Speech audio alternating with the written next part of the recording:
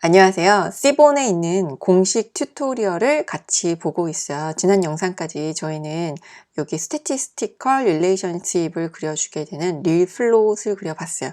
이 릴 플롯에서는 스캐터 플롯하고 라인 플롯을 이제 서브 플롯으로 쉽게 그려주는 플롯이 바로 이 릴 플롯이다 라고 볼 수가 있었어요.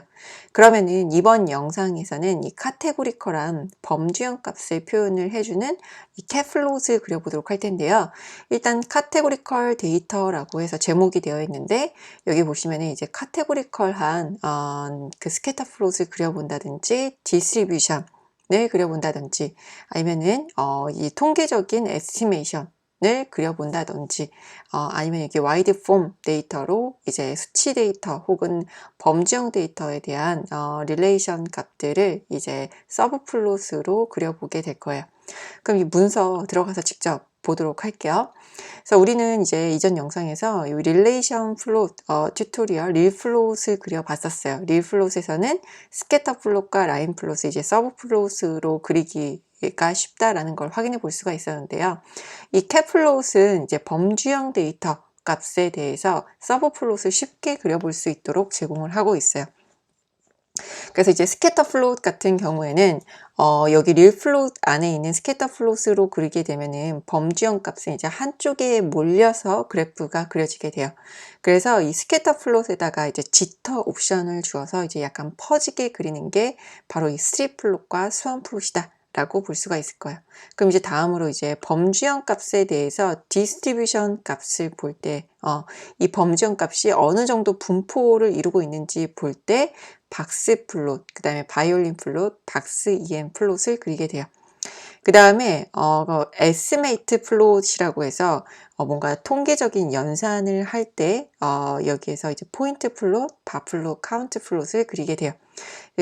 범주형 데이터 값과 이제 수치형 데이터 값을 같이 표현을 하게 되는데요. 이 포인트 플롯과 바 플롯, 카운트 플롯에서는 그래서 여기 에스티메이트 할 때는 보통 평균 값을 구하거나 아니면 합계 값을 구하거나 이제 다양한 연산을 해서 표현을 하고자 할 때 이 에스티메이트 플롯을 그리게 돼요. 그러면은 일단 여기에 있는 그 예제 데이터, 팁스 데이터를 사용을 해서 설명을 하고 있는데요. 이 소스 코드 그대로 가져와서 저희가 실습을 해보도록 할게요. 그래서 import c본에서 이 파이플롯 불러오는 소스 코드까지 그대로 복사를 해서 가져오도록 하고요. 일단 실행을 해주도록 할게요. 그 다음에 팁스 데이터셋 가져와서 실습을 해보도록 할 텐데요. sns.load 데이터셋 하게 되면 이제 내부에 있는 데이터셋 가져올 수가 있죠. 그래서 팁스 데이터셋 이렇게 가지고 왔고요. 팁스라는 변수에 담고 이제 재사용을 하도록 할게요. 그러면은 일단 여기 캣플롯 그려보기에 앞서서 이 캣플롯 내부에 있는 요 스트립 플롯, 수완 플롯, 그 다음에 박스 플롯, 바이올린 플롯, 박스 EM 플롯, 포인트 플롯, 바 플롯, 카운트 플롯 요 그래프들을 다 한번 직접 서브 플롯으로 그려보도록 할게요. 먼저 이 카테고리컬한 스캐터 플롯 그려보도록 할 텐데요. 여기 제목을 먼저 써주도록 할게요. 카테고리컬 스캐터 플롯 이렇게 문서 마크다운으로 이제 제목을 만들어 주고요. ESC 키 누르고 M 키 누르게 되면은 이렇게 문서 셀로 변경이 돼요. 그러면은 일단 SNS 위에 있는 스트립 플롯 먼저 그려보도록 할게요. 스트립 플롯에서 데이터는 팁스 넣어주고요. 그 다음에 X축에는 데이를 넣어주고 그 다음에 Y축에는 토탈 언더바 B를 넣어주도록 할게요. 그래서 여기 팁스에 있는 컬럼 값을 이렇게 지정을 하게 되면은 헤드하고 1 이렇게 한 개만 보도록 할게요. 그래서 이 컬럼 값을 지정을 해주게 되면은 그 컬럼에 해당되는 값들을 가지고 와서 이렇게 하나씩 그려주게 돼요. 그래서 스트립 플롯은 기본적으로 이제 스캐터 플롯을 그려주게 되는데 스캐터 플롯을 그리게 되면은 값이 한쪽에 몰려 있게 돼요. 스캐터 플롯 이렇게 그리게 되면은 한쪽 점에 이렇게 여러 개의 값이 찍혀 있을 경우에 이 값이 얼마나 몰려 있는지 확인하기가 어렵죠. 그래서 그럴 때 이제 스트립 플롯이나 수완 플롯을 그리게 되는데요. 이 서브 플롯으로 한번 그려보도록 할게요. plt. 서브 플롯 서브 플롯이 있고 이제 서브 플롯츠가 있는데 서브 플롯츠를 통해서 그리도록 할게요. 이 서브 플롯츠의 옵션은 row와 col의 값을 지정을 해주게 돼요. 그래서 앞에서 n rows에서 행을 3개, 그 다음에 n cols를 1개 이렇게 그려주게 되면은 행이 3개고 그 다음에 컬럼이 하나인 서브 플롯을 그리게 돼요. 그 다음에 사이즈 지정도 해주게 될 텐데요. fig 사이즈는 한 15, 한 6으로 그려보도록 할게요. 그럼 좀 넓게 이렇게 그리게 돼요. 좀 너무 넓게 그렸으니까 한 8,6 정도가 적당할 것 같아요. 그래서 이렇게 그리게 되면은 이제 행과 열의 사이즈도 지정을 해서 그려보실 수가 있는데요. 일단 이렇게 스캐터 플롯 그리게 되면은 맨 마지막에다가 여기 서브 플롯을 채우게 돼요. 그래서 이 서브 플롯을 각각의 위치에다가 이 그래프를 맨 위에다가 채우고 싶어요. 그러면은 여기에 이 서브 플롯을 이제 변수로 받도록 할 텐데요. fig라는 변수하고 axis라는 변수로 받도록 할게요. 그 다음에 여기 스캐터 플롯에다가 서브 플롯 옵션 AX를 통해서 줄 수가 있는데 요 axis를 가지고 와서 요 axis에서 0번째에다가 채워달라 라고 하게 되면은 이렇게 맨 위에 그래프가 채워지게 돼요. 그러면 이 스캐터 플롯으로 그리게 되면은 이렇게 점이 겹쳐서 찍혀져서 얼마나 이제 이게 점이 많은지 몰려 있는지 확인하기 어렵기 때문에 앞에 스캐터 플롯을 스트립 플롯으로 바꾸도록 할게요. 스트립 플롯으로 바꾸게 되면은 0번째 썼으니까 이 두 개가 겹쳐서 그려지게 돼요. 근데 이렇게 그리는 걸 원하는 게 아니라 얘는 1번째 0번, 1번째에 그리도록 했어요. 그래서 스트립 플롯을 그리게 되면은 이렇게 한쪽에 점이 몰려서 찍히는 거를 이렇게 약간 흩어지게 그리게 된다라고 보시면 될 거예요. 그 다음에 스완 플롯 그려보도록 할게요. 그래서 범주형 데이터 값에 대해서 스캐터 플롯을 그리고자 할 때 y축에 있는 값은 수치형 데이터 값이에요. 그래서 이 수치형 데이터 값에 따라서 어디에 이제 분포가 있는지를 표현하고자 하면은 일단 마지막 0, 1, 2 0, 1, 2에 그리도록 하고요. 그 다음에 3 플롯이 아니라 스완 플롯을 그리도록 할게요.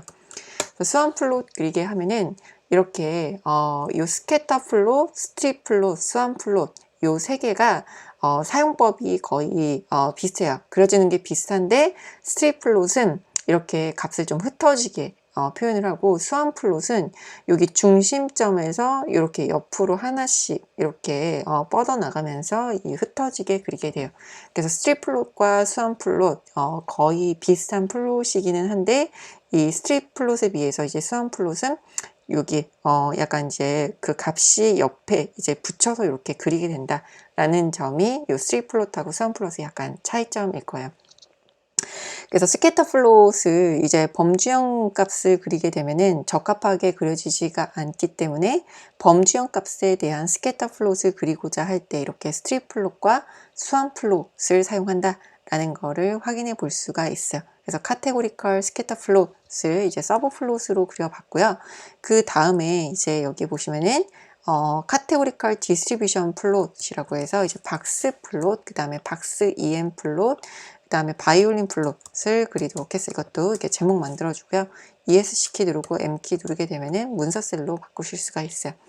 그럼 이 위에 있는 소스 코드 그대로 가져와서 여기에 있는 이 디스트리뷰션 플롯으로 바꿔주도록 할게요.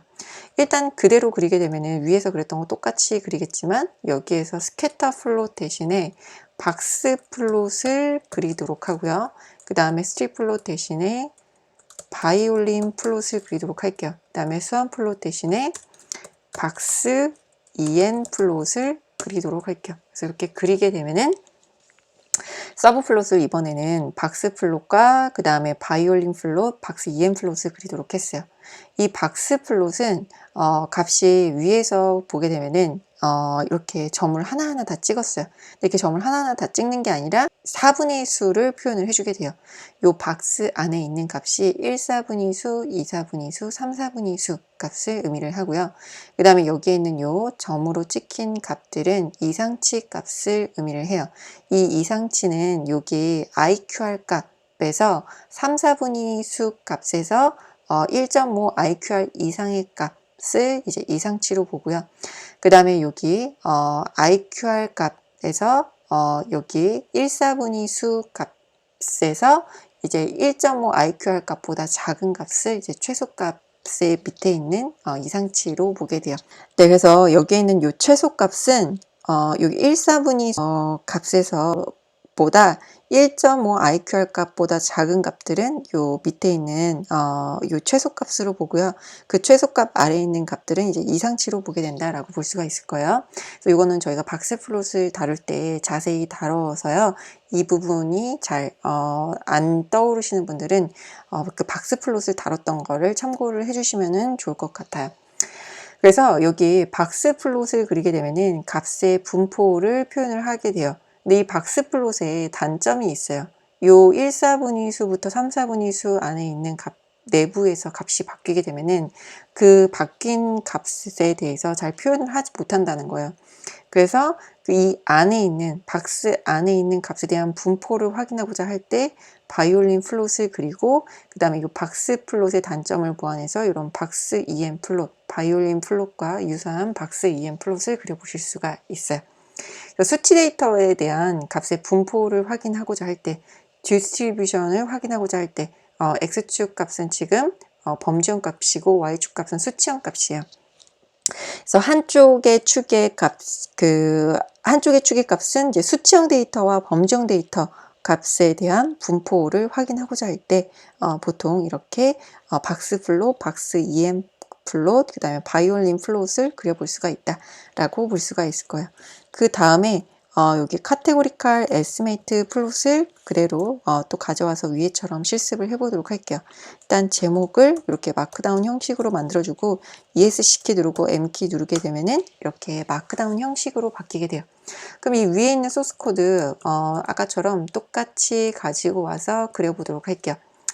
박스 플롯을 포인트 플롯으로 바꿔주고요. 그 다음에 바이올린 플롯을 바 플롯으로 그대로 바꿔주도록 할게요. X, Y 값은 동일하게 쓰도록 할게요.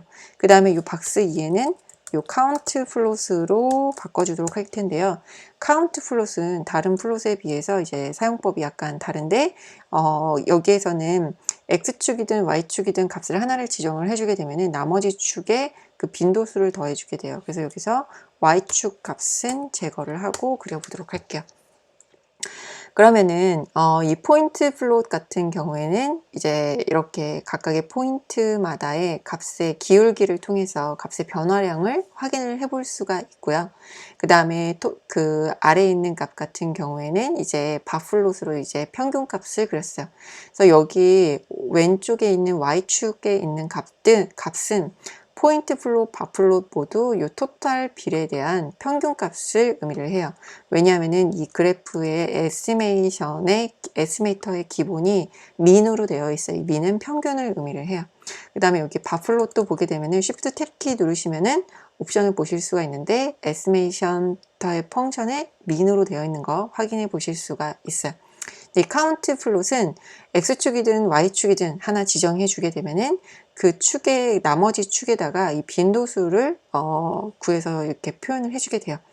그래서 여기는 토탈 비례에 대한 평균 값을 이 포인트 플롯과 요 바 플롯에서는 표현을 했다면 이 카운트 플롯에서는 이 빈도수를 표현을 했다라는 거를 확인을 해 보실 수가 있어요. 그래서 여기 문서에 있는 이 카테고리컬한 범주형 값을 표현해주는 스캐터 플롯, 디스트리뷰션 플롯, 그 다음에 에스티메이트 플롯을 그려봤어요. 그래서 이렇게 이 플롯을 캡 플롯으로도 그려볼 수가 있어요. 그러면은 이 캡 플롯을 그리는 이유는 이 지금까지 그렸던 이런 스트립 플롯이라든지 아니면은 요 수완 플롯, 디스트리뷰션 플롯 다 똑같이 그려보실 수가 있는데 가장 큰 차이점은 이 캡 플롯으로는 서브 플롯을 그려볼 수 있다라는 거예요. 그래서 지금 여기서 그렸던 요 포인트 바 카운트 플롯을 캡 플롯으로도 똑같이 그려볼 수 있다라고 말씀을 드렸어요. 근데 이 캡 플롯을 똑같이 그리는데 여기 서브 플롯을 하나만 그려보도록 할게요. 일단 그래서 한 개만 가지고 와서 그리게 되는데 포인트 플롯 그리게 되면은 맨 윗칸에 포인트 플롯이 채워질 거예요. 근데 여기에서 캡 플롯으로 한번 바꿔보도록 할게요. 캡플롯으로 이렇게 바꾸게 되면은 워닝이 뜨면서 이 첫 번째 칸에 이 캡플롯이 그려지는 게 아니라 이 서브플롯 아래에 캡플롯이 그려지게 돼요. 왜냐 하면은 이 캡플롯이라는 것 자체가 여기에 그 워닝이 뜨게 되는데, 얘는 여기 이 타겟 엑시스에다가 얘를 그릴 수 없다라고 이제 워닝이 뜨게 되는데, 왜냐하면은 이 캡플롯 자체가 이제 서브플롯이기 때문이에요. 그래서 여기에다가 다시 이렇게 서브플롯을 그릴 수가 없다라고 볼 수가 있을 거예요.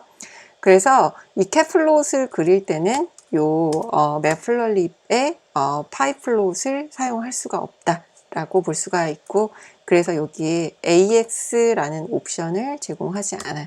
그래서 그냥 이렇게 그리게 되면은 가장 첫 번째 있는 예제인 요 캡플롯을 그려봤어요. 그래서 이 팁스 데이터로 요 캡플롯을 그려봤는데요. 다음 영상에서 요 카테고리컬 스캐터 플롯을 조금 더 자세하게 그려보도록 할게요. 네, 감사합니다.